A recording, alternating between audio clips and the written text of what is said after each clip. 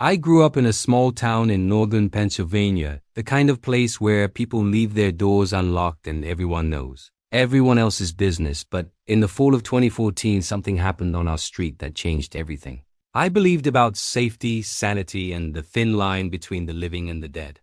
My neighbor across the street, a quiet middle-aged man named Patrick Harlow, had lived alone since his wife passed away from a sudden stroke 2 years earlier. Before that, he was cheerful, always fixing up his yard, always waving at kids, always offering to help with groceries. After she died, he changed. He became pale, withdrawn, and kept all his windows shut even in summer. Lights stayed on at odd hours, and sometimes I heard muffled talking from his house, even though he lived alone. None of us questioned it much. Grief is strange. But on the night of October 19th, a little after 1 a.m., I was awakened by a single scream, sharp, guttural, and unlike anything I've ever heard. It sounded human, but it had layers, as if two voices were stacked on top of each other. I jumped from bed and ran to my window. Patrick's house was dark, but something moved in the yard, something tall, thin, and not quite shaped right. It stood near the tree line for a split second, its back arched unnaturally, its head tilted in a way no human neck could tilt, and then it slipped into the darkness behind his shed, like a shadow dissolving in water. My first instinct was to call 911, but halfway through dialing I froze. Something was wrong. The air felt heavier, the street suddenly silent, unnaturally silent, like all sound had been vacuumed out of the night. Before I could decide what to do, the phone buzzed in my hand, an incoming call from Patrick.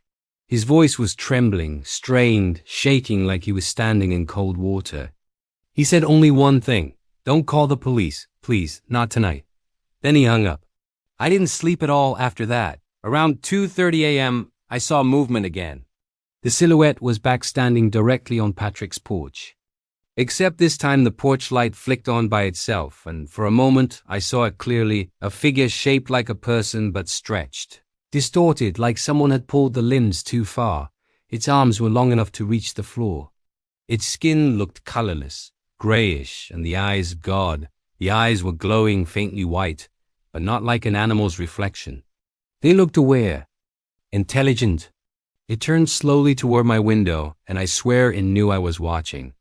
I stumbled back from the glass just as something slammed inside Patrick's house furniture, knocking over. Loud thuds and a sound like someone being dragged across the floor. I dialed 911 again, but the call wouldn't go through.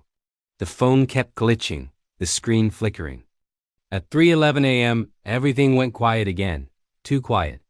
Then, unbelievably, Patrick's front door opened by itself. He stepped outside, walking stiffly as if his joints were locking with each step. His eyes were unfocused, and when he looked toward me across the street, his mouth opened slowly, but his expression didn't change. His voice was low and monotone when he spoke. "It's inside. It wants me. It wants all of us." He raised his hand, pointing toward the woods behind our houses, and in the distance I saw that white-eyed shape standing between the trees, taller now, almost touching the branch above it. Then Patrick collapsed. By the time paramedics arrived around dawn, he was alive but unresponsive, whispering his wife's name over and over like a scratched record. The police cleared the house. No intruder, no signs of break-in, but deep claw-like scratches lined the walls, and the floors showed drag marks that didn't match Patrick's weight or direction of movement. They assumed mental collapse, but I know what I saw. 2 weeks later, Patrick was moved to a long-term psychiatric facility. He never came home.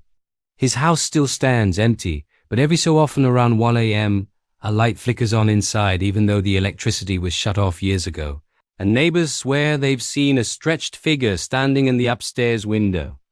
I never called the police that night. I still wonder if I should have, but part of me knows it wouldn't have mattered. Some things are older than laws, older than faith, older than anything we can understand, and whatever was in that house that night, it wasn't finished with him. It was just getting started.